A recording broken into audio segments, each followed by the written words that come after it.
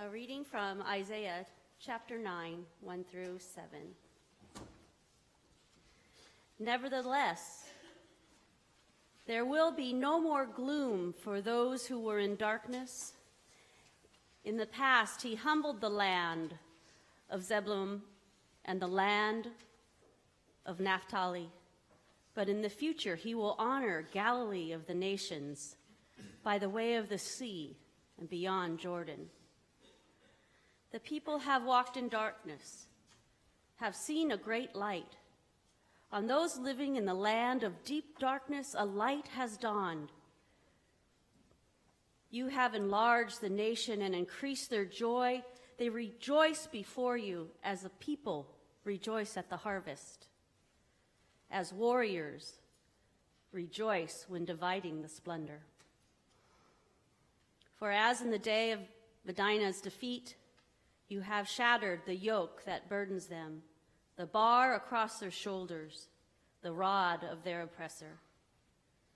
Every warrior's boot used in the battle and every garment rolled in the blood will be destined for burning, will be fuel for the fire.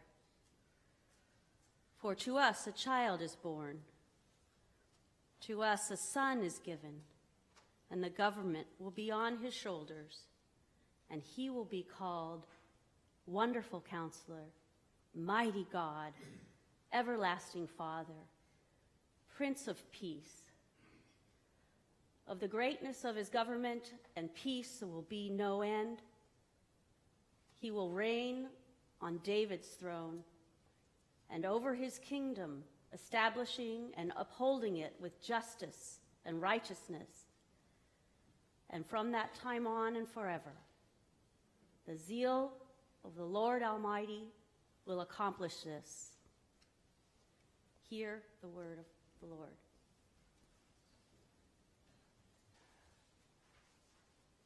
Okay, I'll admit it. When I'm in a hotel, if I had to wake up to that much noise, I would be really sad early in the morning.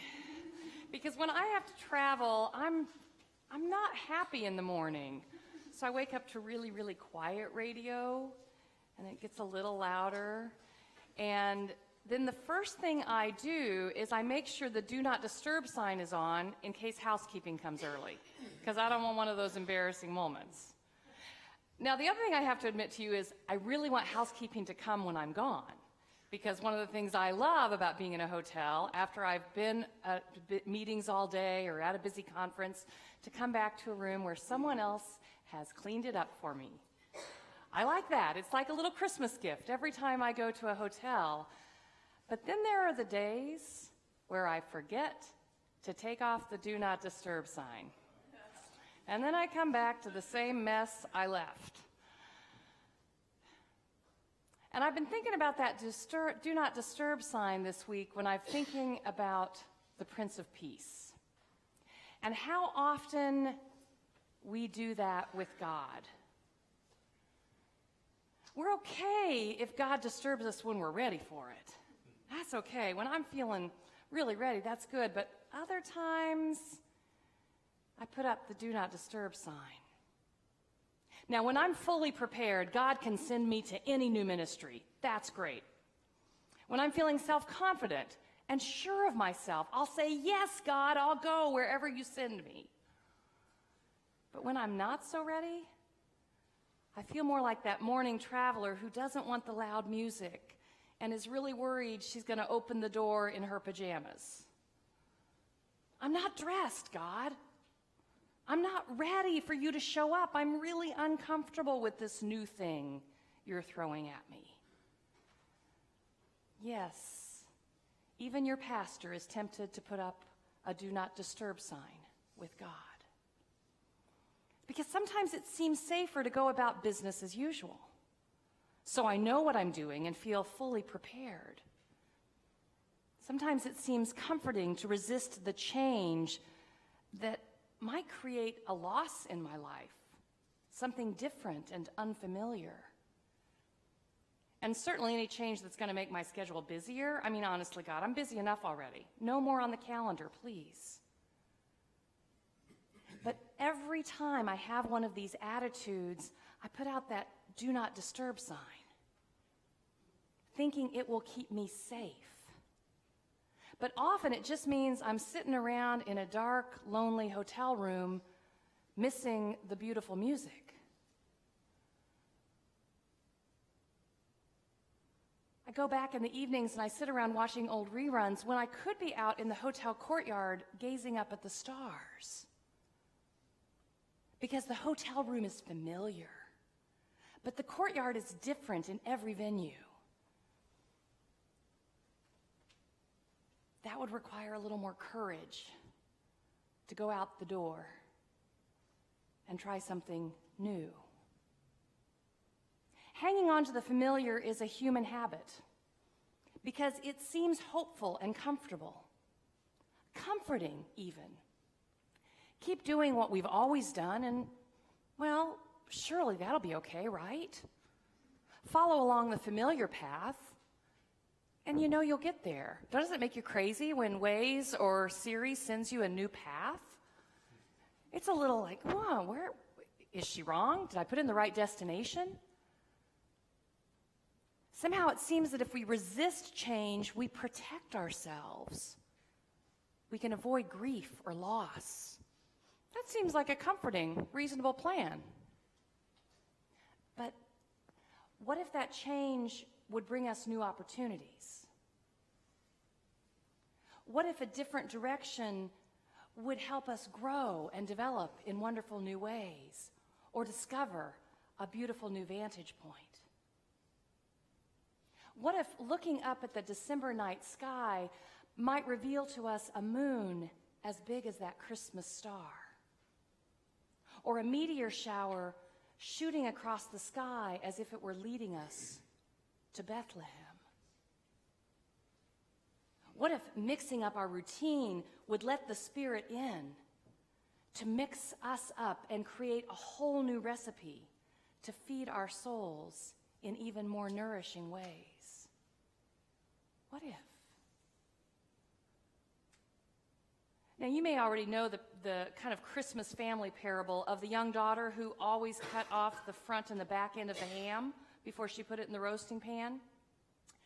Well, one afternoon at Christmas Day, she's doing that, and her husband looks over from where he's slicing potatoes and finally asks, "Honey, why have you all these years cut off the ends of the ham?" "I don't know. It's just how my mom taught me." That's really odd that I don't know why Mom taught me to do that. So she gets out her phone, she looks online for recipes, and she can't find any references to cutting off the ends of the ham. So she picks up the phone, calls her mom. "Mom, why did you teach me to cut off the front and the back ends of the ham when I'm preparing to roast it?" I don't really know. I think maybe it seals in the juices a little better. "Mom, I don't think so. I just looked it up on the internet, and there are no references to cutting off the front and the back ends of the ham." "Honey, I don't know. It's just what my mom taught me." "Let me call Grandma and ask." So her mom called her mom, asked the question, and heard Grandma let out a hearty laugh. "Oh, honey, that was just because my roasting pan was too small." What if business as usual is keeping us squished into spaces that are too small? Just because we've always done it that way doesn't mean it's the life-giving, growth-filled way. What if the familiar isn't so comfortable anymore? What if the known pathways are no longer serving us? What if resisting change is preventing us from growing and developing? What if we're cutting off the front and the back ends of a life that could be fuller, freer, more life-giving, more nourishing than ever before? Jesus came into this world to invite us to do just that.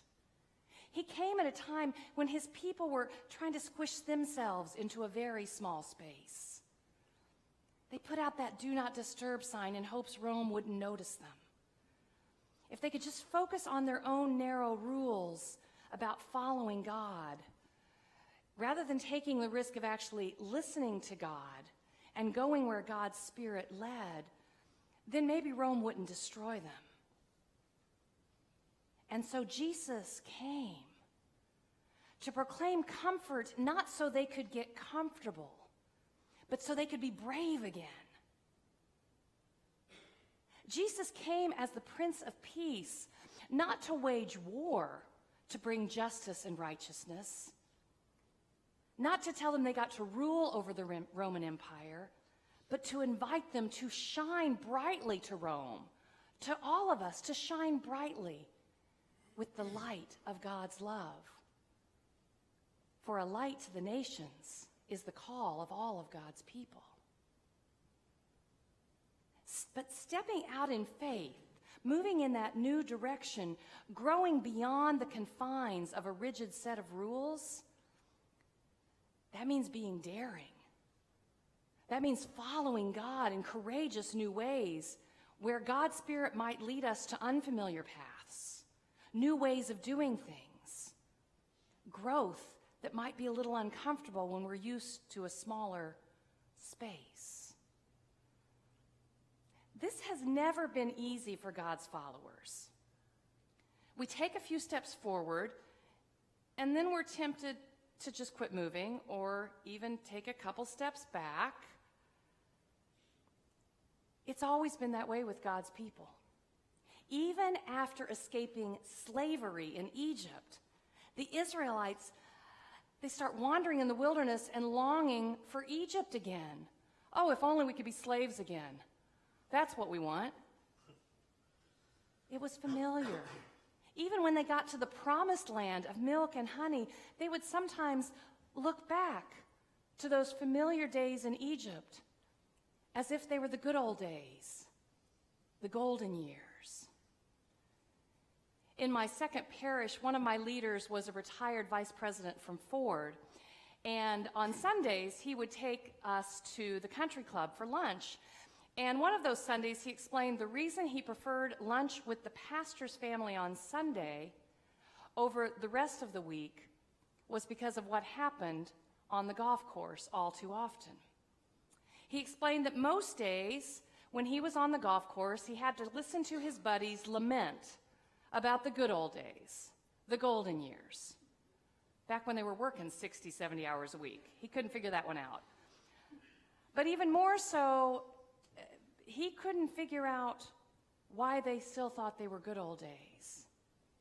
But he tried to remain calm, just listen, be a good friend. But he said every once in a while he would lose his patience and quip back to them. Guys, I would not go back to the days when my wife could not be on the golf course with me. I would not go back to the days when my black friends could not come visit me for fear of being lynched in the suburbs of Detroit. He knew that repeating the past would not move him forward. Repeating the past never moves us forward. Jesus comes to invite us to move forward into God's future. Reminiscing on the good old days as if they were better prevents us from experiencing the goodness of now, the blessing of each and every day given to us as a gift.